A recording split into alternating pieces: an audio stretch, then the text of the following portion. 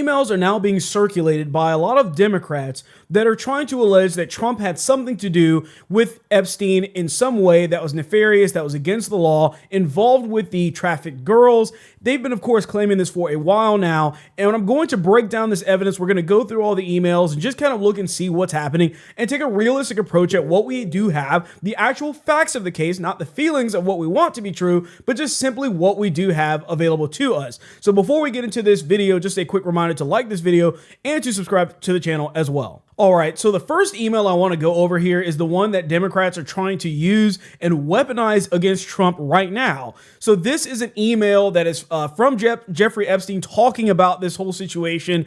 And what you basically see is a lot of redacted information. And we're going to discuss exactly why that's very important in a second. But you see it saying, victim, Mar-a-Lago, Trump said he asked for me to resign. Never remember ever. Of course, he knew about the girls as he asked Ghislaine to stop. So he's basically trying to say that Trump knew about the fact that Epstein was doing what he was doing. He spoke to Ghislaine, told them to stop, that kind of situation. So that's what we have here for this first message. And so for the second one that Democrats are passing around here, it says, I want you to realize that the dog that hasn't barked is Trump. Victim spent hours at my house with him. He has never once been mentioned. And then it goes on from there. So I really want to kind of hone in on exactly what is happening here, because in these emails, these are specifically redacted for a reason. There's a reason why they don't want you to know whose name this is, who the actual victim is. And it's not for the victim's protection, because unfortunately the victim actually passed away due to nixing themselves effectively.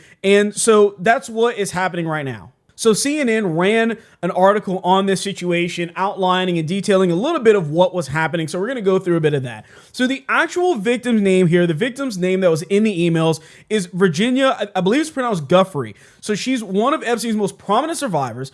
And like I said, who died in April.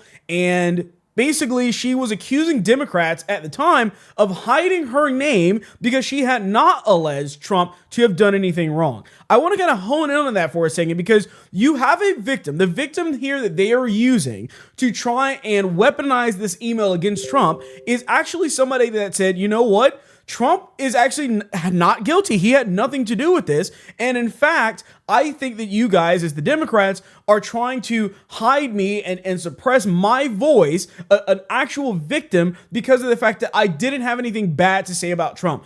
Let's not put it beyond Democrats to do something like this.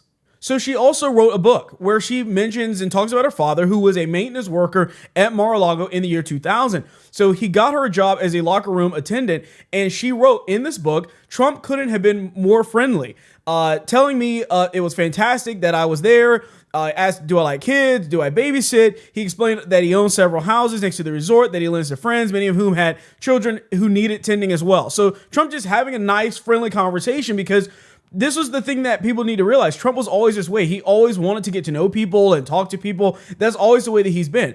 So she said she does not accuse Trump of any wrongdoing in the book. There's Nobody's Girl. That's the book that she wrote there. So it's very clear so far that Trump had nothing to do with this. So then CNN goes on talking more about the entire email that was released as well. The emails to longtime Epstein associate Ghislaine Maxwell, who we know was the one that was arrested. She's in jail now. Was also convicted of sex trafficking as well. So the emails also include a message which Epstein asserts Trump knew about the girls, referring to Trump's claim that he kicked Epstein out of Mar-a-Lago club for poaching young women who worked there, according to a newly released email. So it's all because of the fact that Epstein knew that this was happening. Trump saw what was taking place, heard about it on the grapevine from other people, and said, you know what, you're never going to be allowed back in my establishment ever again. By the way, that was in, I think it was 2002 is the exact date. So Trump was no fan of Epstein whatsoever. So in the actual testimony, this is, instead of trying to look at all of the emails and all of this stuff where we hear Epstein's opinion, because of course, remember, why in the world would Epstein really like Trump at this point? He knowing that Trump kicked him out of his resort, all of his hotels for life, in a very public disavowalment, to be honest with you. There's no reason why Epstein would like Trump. I assure you that Epstein hated Trump after all of this happened, but this is the actual conversation that they had with the victim itself, which is the only person, by the way, that matters in this situation, are the actual victims, where they ask her, what is the basis of your statement that Donald Trump is a good friend of Jeffrey's? And she said, Jeffrey told me that Donald Trump is a good friend of his. And then they asked, but you never observed them together? And then she answered saying, no, not that I can actually remember, not off the top of my head, no. And then they asked her, when did Donald Trump flirt with you? And and first of all, I hate this. I hate this question because that is a loaded question. You know what I mean? It's like, it's so bad that they're trying to imply this in everything. This is why she felt like Democrats were trying to weaponize Trump this whole time. That was all it was about. They just hated Trump. They wanted Trump to be the person that to blame in all of this. So they were literally asking her loaded questions, trying to get her to go ahead and implicate him in all of this.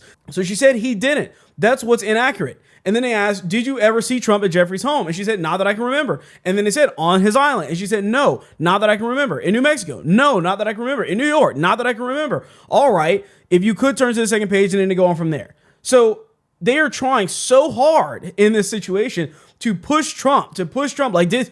So when did Trump flirt with you, right? Like, come on, guys. These are loaded questions. And they're asking these to victims just solely because they're trying to get at Trump. There's also a new video as well of a prosecutor that was talking about Trump and everything that was happening back then and his reaction when this guy was issuing subpoenas to people.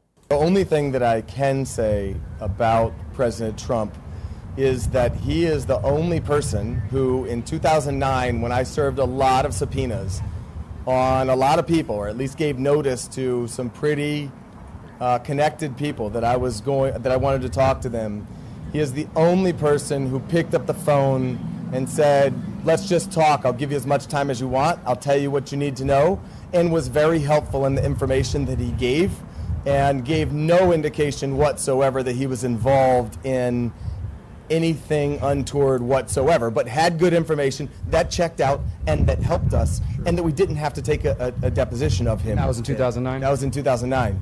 To me, the point behind all of this is the fact that Democrats will do anything in their power to try and make sure that Trump is the one that's at fault for everything, regardless of whether he is or not.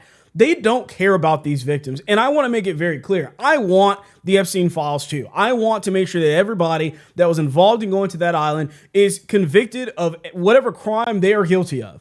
But I also don't want to be in a situation where you have Democrats trying to weaponize things against Trump solely because it's convenient for them at the time, especially considering the fact that there's no hard evidence, especially considering that Clinton was on the flight 26 times and going back and forth from the island. We're just going to ignore that, but we'll focus on Trump, of course. But that's really what's going on. These people don't care about the victims. They're not trying to get justice for these people. They solely care about trying to and pin everything on Trump. And that's where I have the issue. I care about the victims. I care about the victims getting justice. And I would rather spend the time looking at people that actually were there, that actually have something to do with it, not people that banned him 20 something years ago. Think about how much courage that takes, by the way. Before anyone really knows who this guy is fully and what he's doing, you had Trump ban him before he was actually ever prosecuted in 2008. And you had Democrats that flew and famous actors that flew on those flights post 2008, knowing that he had been convicted of those things. That's really what we need to focus our time and attention on. And I don't want to focus that on these emails that are not new. This is not new information here. It's information we already knew. And the only reason we're talking about it is because you have the mainstream media and the legacy media trying to run with this story because it makes Trump look worse. But in reality, he comes out of this completely unscathed once you find out who the victim is. And that is the reality here. And CNN in their article even had to admit that Trump was not at fault here, that this victim literally exonerated Trump in every single way, because otherwise Trump's going to sue them because he'd have a verifiable case to be able to do so. So let me know what you think down in the comments about this situation. Do you actually care about the victims? Are you focused more on, all the rest of this stuff? But just let me know what you think. And remember to like this video and to subscribe to the channel. And I will catch you guys on the next one.